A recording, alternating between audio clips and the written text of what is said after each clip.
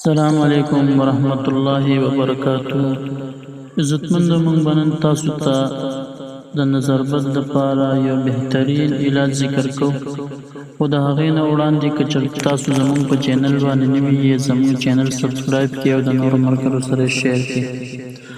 حضرت عمران بن حسین رضی الله تعالی عنہ فرمایي چې جناب رسول الله صلی الله علیه وسلم ارشاد فرمایو: څوک چې دا عمل کوي په خپل کور کې، که د ورځې کوي او که د شپې کوي، الله جل شانه به دا انسان د نظر بد نه په امن کې ساتي. عمل ډیر زیات چې کوم دی مختصر دی او ډیر آسان دی چې دا هر یو انسان په خپل باندې کولی شي.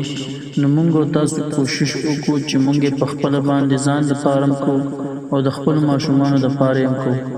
عمل څه شی دی؟ عمل دا دی چې سورة فاتحه او آیات الکرسی، کله چې انسان سورة فاتحه ووایي او آیات الکرسی ووایي او په خپل ځان باندې چوپ کړي او په وړو باندې چوپ کړي، نو دا انسان به الله جل شانه د نظر بد نه ساتي.